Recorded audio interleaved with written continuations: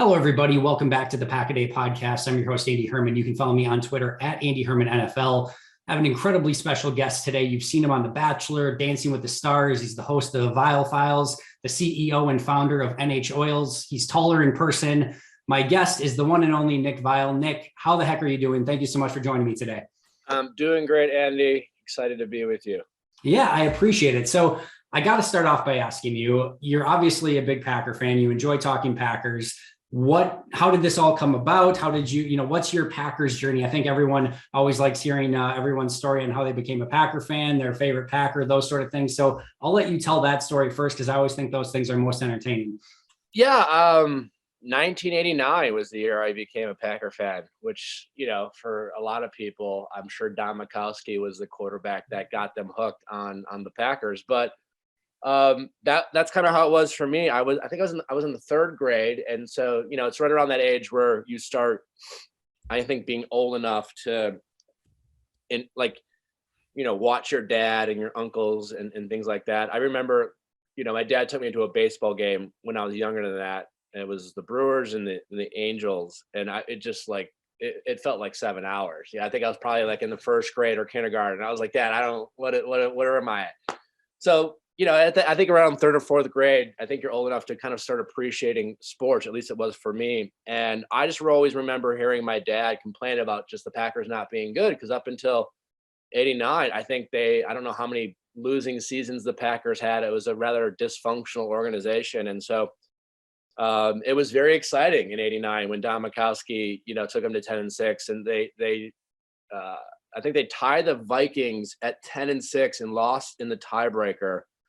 So not only did I become a Packer fan that year, it solidified my hatred for the Vikings. It was the infamous over the line of scrimmage play against the Bears.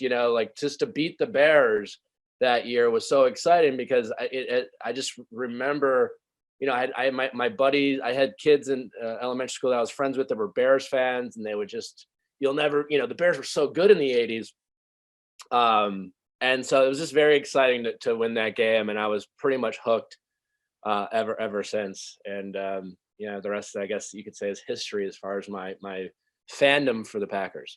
That's amazing. And, I remember Majkowski. Majkowski was just as I was, starting to become, I guess I was, when you're born in Green Bay, you're basically born a Packer fan, right? But just as I was starting to sort of understand the game, my first game that I went to in person was Majkowski getting injured and Favre coming in for, so touchdown to Kittrick Taylor. That was the first game I was ever at. So if I wasn't born a Packer fan, I was baptized on that day to be a Packer fan. And I guess doing this for life, if anyone's ever wondering why I'm so hardcore about the Packers, when your very first in-game experience for anything ever is Favre to Kittrick Taylor, that's sort of tells the story there. But I have to then follow up, I'm assuming you've been to Lambeau. What was the first game you were ever at? Yeah, I just want to go back to that game, your first game. It's embarrassing to admit, but when Majkowski got hurt and Favre came in, we turned it off. And so I missed Favre's first touchdown. And I remember watching the scores, and they won by a point. And it was like, sometimes as a fan, you quit on your team and then you feel embarrassed when they come back. And that was also a lasting memory, because every time they show that Favre highlight, I'm, granted I was, 10 or 11, but I feel the embarrassment of quitting on my team. And so I think I stick with them.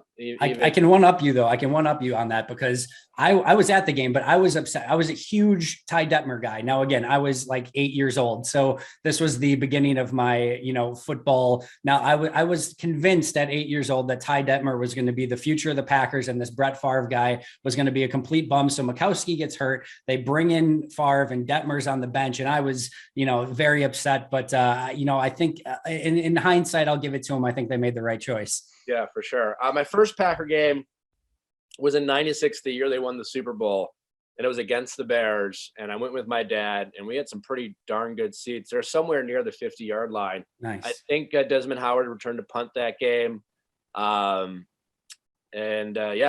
very exciting stuff. And it was a December game, so it was cold. It was pretty cool to, experience kind of a true Lambeau field game. So that was my first experience at Lambeau Field. And I've been fortunate enough to to make it back a handful of times, and it's always pretty exciting and pretty cool. I took my girlfriend there for the first time this year. She's from Georgia, and so she hasn't experienced it, but she's an Auburn fan, and so she appreciates the fandom.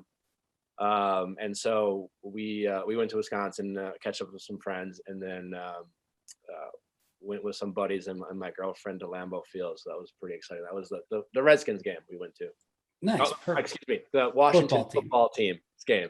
It's still it's sort of weird to say football team for a football team, but no, that's amazing. And obviously getting to your first game and being able to follow the team, all of that's amazing. We touched base on your Packers journey, but I'd be remiss not to ask you about your overall journey too, because it's a fairly incredible journey. You obviously start off on The Bachelor, you become The Bachelor, you go on to Dancing with the Stars, you start your own podcast, you have your own company, and now everything, the cherry on top is that you get to be on the Pack a Day podcast. So, I mean, everything has just come full circle. I think all of those things are fairly equal. Just tell me about your overall journey and how this kind of all came to pass. Yeah, and this really is the dream come true. Yeah, it's I mean, my friend signed me up. My buddy's wife rather signed me up because she was a fan of the show, and in terms of my personal experience, it was a combination of some risks on my part, and I guess. Yeah, risks, my willingness and maybe stubbornness to want to overcome adversity. And, in terms of it's in like a lot of luck. I'm a big believer, and I competed in sports and things like that. And what is that saying where, luck is where preparation and opportunity meet or something like that. And yeah, so like I've just, I was fortunate enough that I had I worked for a company called Salesforce at the time, and they were incredibly supportive. And they kind of gave me as far as backup plans go, they were incredibly supportive. So it made me feel like I was taking a very calculated risk, where, here I was a young man in my early 30s, pretty settled in my career, and I had this variety of opportunities. And so every time an opportunity came up, and they were for different reasons to go back on the show, they were always incredibly supportive. And it made me feel like, well, I can take this risk, because if not, I can go back to something I really quite enjoy.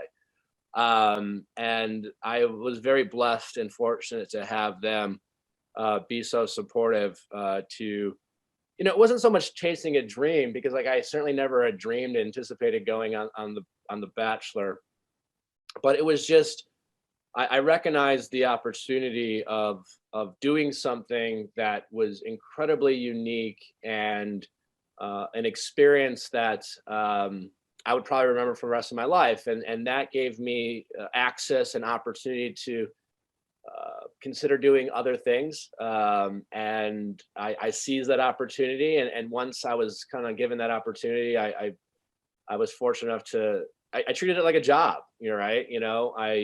I treated, I come from a sales background. So right. when I was out in LA and trying to figure out this crazy town and entertainment, I just saw myself as the product to sell, so to speak. Right.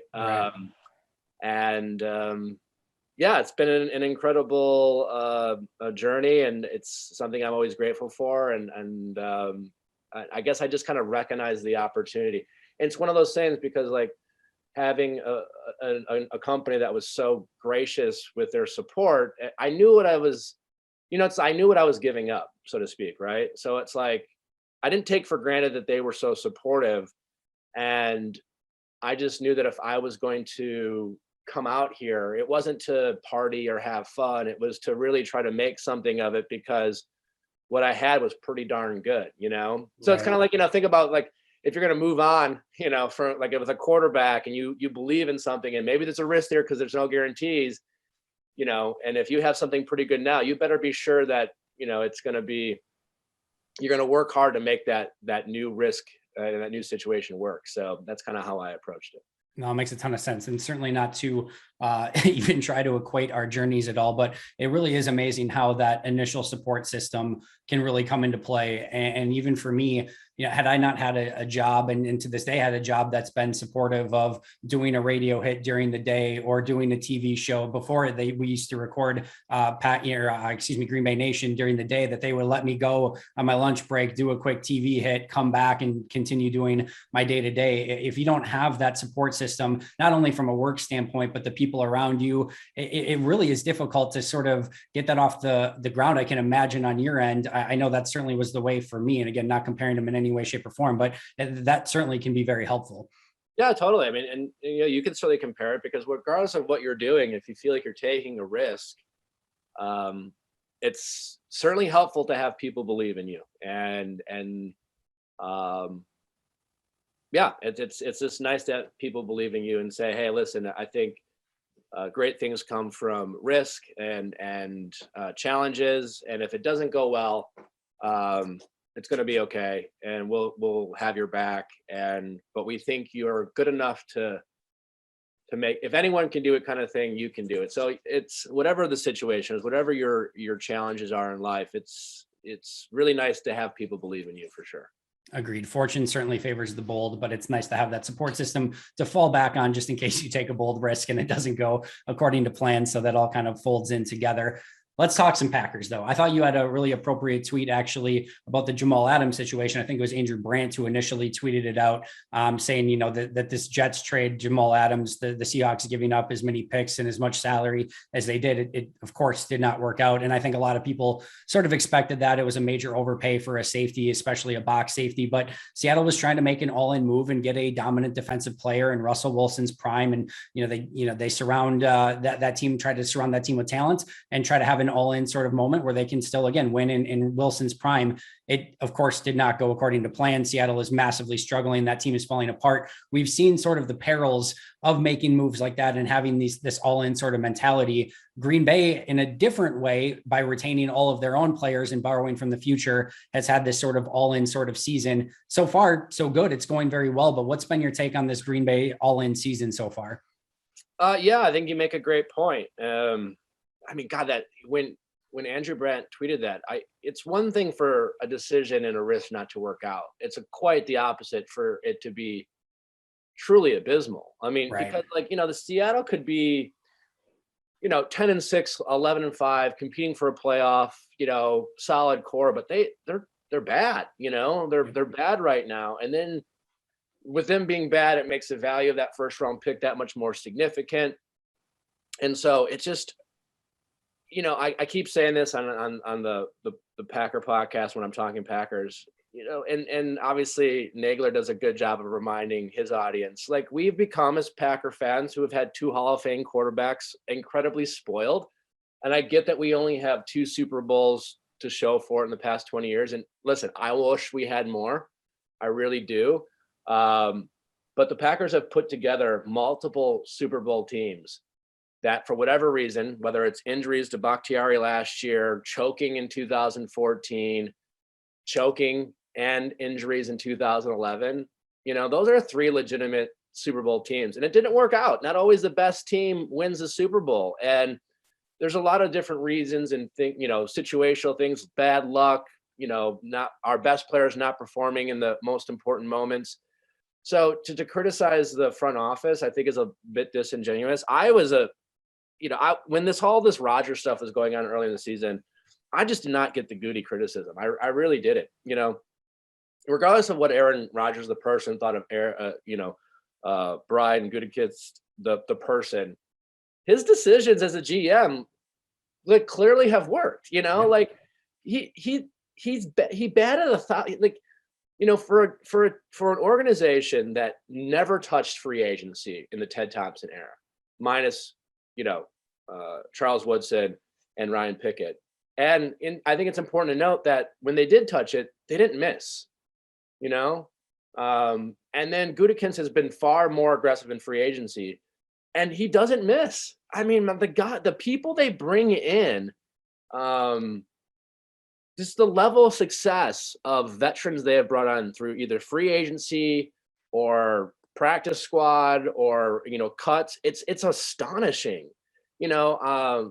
Whitney Merciless, I know he played briefly, but like that guy He was going to be it. doing really well. Rashul, you think of the Smith brothers. I mean, it sucks that Zadarius is hurt this year, but you think of all the free agent signings and the money that gets floated around in this NFL, and just they're almost always busts. They never pan out. Like the ROI is almost never there, and the Packers' ability to do that is actually eye-opening. I mean, I just don't think they get enough for credit for that. So I get the Jordan Love pick. I didn't like it when it happened too, but like you just never like it because you recognize the team's good and you got someone like Rodgers, but we so easy forget how we felt about Rodgers when we had Favre. It's just it blows my mind, and I'm certainly old enough to remember that. And it was hard for me to I remember the day Favre retired. I was at work, and I remember when he wanted to come back, and I was just like, just trade Rodgers, this panic decision. And thank God we did it. So I just think it's tough to be, a front office person for the Green Bay Packers, because the expectations have become so high, which I'm glad they are high, but I don't think we do enough to recognize the success of the front office. It's for me, like, been kind of, if I'm good at kids, you got to feel real good about yourself. And even Mark Murphy, I was a little more critical of him, because for me, kind of all the drama, I think fell on him, because he was a guy who said, the buck stops with me, so to speak. And it was like, you got your guy who's handling the roster, and you got your guy who's handling the contracts, and you got your coach. Like, aren't you supposed to be the one who's handling the interpersonal relationships? I agree 1,000,000%. And it didn't seem like he was doing a very good job of that. It seems like things have stepped in the right direction, but this team seems to be playing with a purpose. Kind of us against them, even the fans. And the team seems really close. They seem focused and driven. I'm excited for it. They definitely have a lot of, feelings of that 2010 season, overcoming injuries and coming together. They're truly playing as a team. And, football is the ultimate team sport, where it doesn't matter if your stars are playing, if your stars are mentally checked out or thinking about what's going on in their personal lives and all these things. And this team seems, as much as any other team, collectively to want to win this year. And that makes me real optimistic about their chances. Yeah, I think the tough thing with evaluating the GM, right, is everyone, especially as a fan, but even the media, is focused on now and what happened recently. So like what's happened in the last couple of years and what's happening right now. An NFL GM's job is, yes, to manage the right now, but Brian Gutekunst is also thinking about the 2022, 2023, 2024, 2025. Like, he's thinking about the next 4 to 5 iterations of the Green Bay Packers. He's on that timeline, and we're trying to evaluate them just based on like 2020, 2021. So there's always going to be that disconnect there, where of course every fan and every, we're all going to want like now. But as a GM, you just can't always operate that way, even though they certainly have taken more of a now all in win with Rodgers sort of mode. He still has to think about the future as well. I think the other thing I'll say really quick about Gutekunst is the thing that is impressive to me. Ted Thompson was such a great draft and develop GM, right? But he struggled I know he got Woodson and Pickett and some guys that really helped in free agency, but sort of avoided trades and became to ultimately avoid free agency sort of altogether. Brian Gutekunst has found great players in free agency, a la Devondre Campbell, Zadarius Smith, Preston Smith, Adrian Amos, Billy Turner, etc. He's found great people off of practice squads, Rasul Douglas, Alan Lazard. They've obviously found great players in the draft, Rashawn Gary, Jair Alexander. They've made trades, Randall Cobb, which is sort of an Aaron Rodgers move, but we'll say it anyway. And then Corey Bojorquez, like, he's used and utilized every single avenue to build this team. Not only used it, but utilized it very well. And I think that's an underrated aspect of what he's done as well. 100%. And he's probably, of all those kind of ways to build a roster, he's probably been the most conservative when it comes to trades. And every trade deadline, we're always like, and I'm just like every other Packer fan, exciting trade. And they were, but you look back, remember a couple years ago when we wanted the Packers to trade for Sanu, and the Patriots gave up a second round pick, and we wanted them to trade for Sanders. And those guys didn't really perform on those rosters. You know, maybe it would have been different, like having someone like Rodgers throw to them, but like I just don't think those two guys would have, took the team over the top. And you know, I will say one thing though, when it comes to I've turned a corner with Rodgers, like because up into this offseason, I was like, I don't want my quarterback managing my roster. I just don't. I don't. That's just not a smart move. That's not long term. But I do think this season has shown that where Rodgers was right is that it just didn't make sense that there was zero communication with Rodgers, especially when it comes to at least receivers. Like here, you have a quarterback who plays a certain way. He's very picky. He's in terms of who he throws to. And like, it just only makes sense to at least say, hey, I'm not asking what we should do, but I at least want to get your take on people you want to throw to, because like Rodgers has proven, like, Randall Cobb on the Packers, James Jones on the Packers is different than those guys on any other team. Yeah. And if we can get them at a value price, I just think, Clary Rodgers is right about that. So the shrewdness of having to be the GM, it seems like they've found a nice balance to say, yes, we have to build for the future, but we can make both situations work. Yeah, maybe Cobb's taking up a roster spot, but like Cobb has a core injury and half the Packer Nation is freaking out. Like, yes. Which no disrespect to Cobb, he's been fantastic, but I do think it was more about having your best friend on the roster because like, these guys are human, we treat them as like, as someone who used to be like a Madden savant back in the day, we always like to treat our football players or our football teams as they're like Madden players. And if they're rated a 98, they're going to play as a 98 all the time or right. Whatever. Minus, if you turn on injuries or whatever. But you guys are humans with personal lives and feelings and mental health issues and things like that. And if you're not at your best, you're not going to play your best. And so like having a quarterback who's in his late 30s, who's like mentoring a bunch of young guys isn't always fun and exciting. And if you're not engaged, if you're not excited, like it's harder to wake up and go to work, and so like that stuff matters, and I think if nothing else, having a quarterback that likes to be around people and has a good energy and can be a better leader, like not everyone's Tom Brady, who's like so obsessed with winning that like that's all he needs. Like, hey, that'd be great to have a quarterback, but there's a reason why there's one Tom Brady. So I think bringing on Randall Cobb was a great lesson for our front office that, yes, you have to think of the future, but you do have to get better about managing the relationships of your players. It's funny, the Jake Kummerow thing, when that came out, I think that like my initial reaction was like, really, Rodgers was upset about Jake Kummerow. But I think part of the calculus as a manager of a team is keeping your best player happy, right? And when I look back at that, like the choice was between Jake Kummerow and Malik Taylor, right?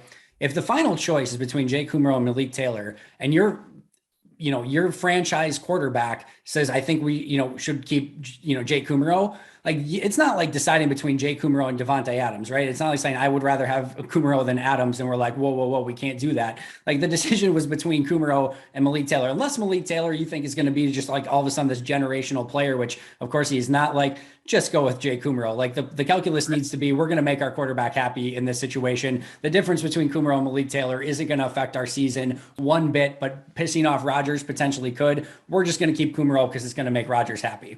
100%. And like, Malik Taylor was the preseason king, but like the guy has not stepped up and he hasn't delivered. And whether that's, for all we know, that's just Rodgers still holding a grudge against Malik Taylor, but he's not playing either. It's not like he's getting on the field. So yeah, that's a perfect point. It's just like, I think it was pretty clear that the front office was a little bit, there's egos obviously in this sport. And I think Rodgers has flexed his ego, and it would be unfair to say that the front offense hasn't at times flexed theirs to the detriment of the overall success of the team.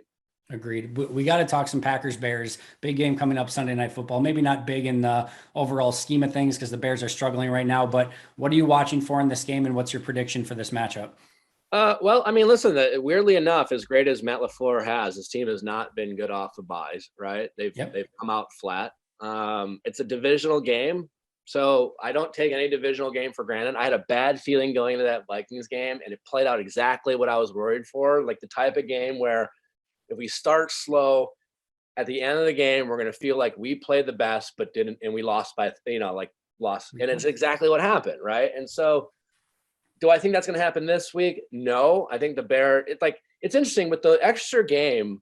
I think it's going to, just in general, it's going to create a bigger gap between the best and the worst teams, because there's always a handful of teams that, like, when their hearts aren't in it, they give up. You really have to. Again, these are human beings that they're just, it's easy to get up for a divisional game when you're 500 early on, but maybe they want to spoil the Packers season. And, I know Rodgers was talking crap about owning the Bears, but I don't know if these players care as much. And so I think there's a focus for the Packers. Maybe this Minnesota loss will be a wake-up call for them, kind of that last loss before the team really got hot. I think that was a really big win against the Rams. And again, I just think the players in this team are fully aware of the opportunity and what's in front of them. And I think that there's just something about this season that seems to be more clear than other seasons. So I do anticipate them coming out and really trying to smack the Bears in the face. And so, yeah, I anticipate a double-digit win. And as long as the Packers play their game, they're at home, they're at Lambeau. I would be shocked if there's an upset. And at this point in the season, you just want to avoid injuries. Agreed. And I think the only thing, maybe the Bears are motivated by the I own you comments or things like that. But the thing I'll say is the Bears are now very self-aware of that this team is going to get blown up in the offseason, right? Probably new GM, certainly new head coach. Half the guys that are on this roster aren't going to be there next year. And it's tough to sort of motivate yourself when you know that this impending, team blow up is ultimately coming. So we'll see just how much they're motivated to defend that, C on their helmet and, be upset that Rodgers owns them when they probably know that the statement is true. Also, so I think we'll know relatively early the amount of effort and energy that Chicago's putting into this game. If they don't, I mean, it's over in a landslide. If they do put up a little bit of a fight, maybe they can keep it close into the fourth quarter. I just don't see any way where Green Bay doesn't come out with a fairly easy victory in this game. Yeah, I agree. Can I ask you a question? I've been thinking about this week, and I haven't really had anyone to Absolutely discuss it with. Of the three All Pros, Bakhtiari, Jair, and Zadarius, we're all, as Packer fans, anxiously awaiting the return of all these guys. Who is most important that we get back? And what's the ranking of who do we absolutely need to get back versus it'd be great, but I don't know if we need them to win a Super Bowl. There's a clear pecking order for me. And I'll say this, I'm going to assume that all three of the players are at least in general what we sort of expect them to be, because 85%. Yes, exactly. Right. So at least in general, right. Number one to me is Bakhtiari. And it's to me, the offensive line is the one thing that could potentially hold this team back from not reaching their goal. I still think they've had the struggles in the red zone in large part due to the offensive line. We haven't seen the explosive runs by Jones and Dillon in large part, in my opinion, due to the offensive line. I just think some of that overall offensive consistency, I think it's an underrated really aspect that the Packers are averaging 7 points less per game on offense this year than they were a season ago. And again, I put that on large part to the offensive line. Getting back a franchise left tackle would do wonders for that. And I think if he's anywhere near the normal David Bakhtiari that we're used to, that to me is 1A. Then the next one is Jair. I think the Minnesota Viking game was such a great example of, listen, if you've got a Thielen and a Jefferson or two really good wide receivers, yes, this Packers defense is good, but there's still some weak spots and they can still take advantage of you. I think, wrapping up a Justin Jefferson with a Jair Alexander makes his day at the office, insanely more difficult and gives you so much more of a chance against an offense like that. So that would be 2. I think Green Bay has enough pressure up front with Kenny Clark, Rashawn Gary, and Preston Smith to get enough pressure if they don't get Z back. But we also know that, if you're going against the Tom Brady's of the world and some of these best quarterbacks, that you want to get there with 4 guys. So Z would certainly help as well. So I would love all 3, but I think to me, the easy pecking order is Bakhtiari, Jair, and then Z. What about you? I think you nailed it. Yeah. It's interesting. I think the 74. Why is my name at the Elton Jenkins? Yeah, that for me, him being out for the season was more hurtful for all the things you just described when it came to like the running game, right? Like it wasn't just Bakhtiari coming back; it was sliding Jenkins back inside, and going up against Tampa Bay in the playoffs potentially, or the Rams again with Aaron Donald. To me, that was like a big loss because man, who is our left tackle right now? Josh Nyman. Yeah, I mean, boy, I think he should have been playing left tackle this whole season with Jenkins on the inside. We didn't realize, and I don't know if the Packers did, but that guy's legit. And I think, they really found a really promising, young, talented person. And so I think obviously the guard and center play, and it's been musical chairs. I agree with, they need to solidify that because the explosive runs, and it's not even just the explosive runs. Like I feel like instead of getting 4 or 5 yards a carry, we're getting 3, and I'm glad that they have committed to the run, but yeah, I couldn't agree more. But certainly Bakhtiari, I think if he plays against Tampa Bay last January, we win that game because the pressure on Rodgers was certainly a big reason why the offense didn't look right. And yeah, honestly, I think if Za'Darius comes back, and it might be all we need, he'll be that on a pass rush specialist. I don't think we need him to be an every down back. Yeah, exactly. So they'll move him inside and try to get that interior pass rush. Maybe if they put all those linebackers, and it's going to obviously spell Rashawn Gary and Smith. It just keeps people fresh, and I think that's always a good thing to have. And you're absolutely right. Like the defense has been really solid because they're playing as a unit. But when if you're going to end up facing a top receiver, that Minnesota game is an example of, like a lot of those plays were on third down where, Jefferson just like outplayed our cornerbacks when playing on the ball, and Jair definitely has better ball skills than any of our other cornerbacks. And I think you're gonna need that come playoff time. Totally agree. Nick, it's very clear your Packers. We're going to have to do this again sometime. Tell us what you're working on. Tell us where we can follow you on Insta and Twitter, and what's next now that you've had your shining star moment on the Pack a Day podcast. Yeah, well, thanks for having me. It's a ton of fun. I've been a fan of your show for a while. Appreciate that. Yeah, you can follow me on Instagram at Nick Viall, TikTok Nick Viall, and Viall Nicholas 28 on Twitter. That was my AOL Instagram name back in the day when I started Twitter. And I started Twitter just to consume football. It was more a way for me to follow sports. But the Viall Files is a podcast I have. We have 3 shows a week, and we spend a lot of time talking about interpersonal relationships, a lot of relationship type based things. So if you're into that sort of thing, I know a lot of guys sometimes don't want to acknowledge it, but I think a lot of guys out there, they have their own relationship struggles and questions. And if you're ever going through something like that, people like to listen to our show and they find some clarity in their situations. And so you can stream that anywhere you listen to podcasts. You can watch it on YouTube if you're into that sort of thing. And we have I'll be launching more shows in the future. So look for those, and excited to just keep building on the things that I'm doing. So awesome. Absolutely amazing. Thank you so much for doing this. Absolutely a pleasure chatting with you. Like I said, we'll definitely have to do it again sometime. And if you're not following Nick, make sure to do so at Viall Nicholas 28 on Twitter. I got to ask you really quick.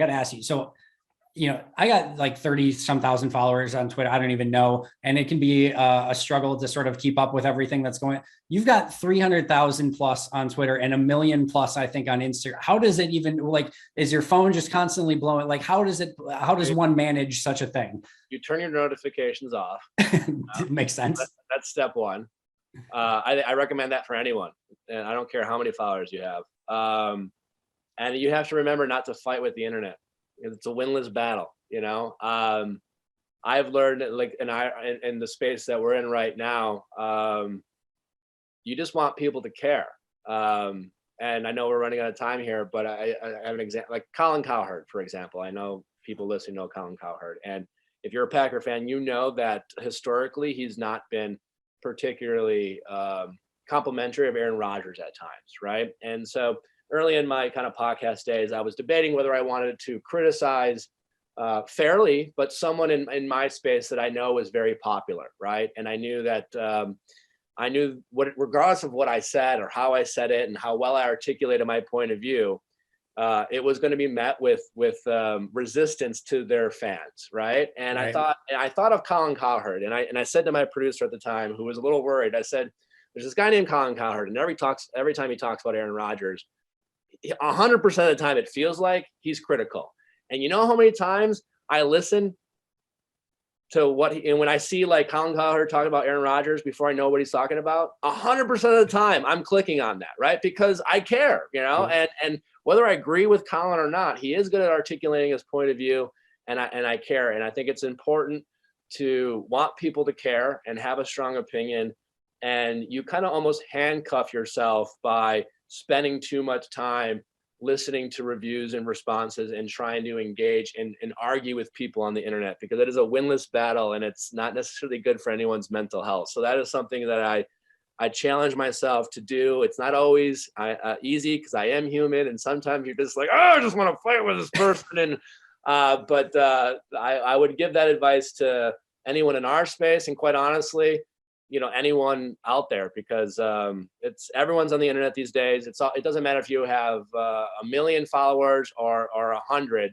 That's more access that that's more access than we're traditionally used to giving people when it comes to their thoughts and opinions about us. And that is not something that our brains have been kind of trained to do. Conditions here, yeah. And so that's my 2 cents on that. Amazing. You're preaching to me directly. I appreciate that. I can use that pep talk. Nick, amazing stuff. Again, follow Nick on Twitter. Thank you so much for joining. We'll definitely do this again sometime. For those who are listening, make sure to subscribe to the podcast if you haven't already. Again, follow the podcast on Twitter @Pack-A-Day Podcast. But until next time, and as always, go Pack Go.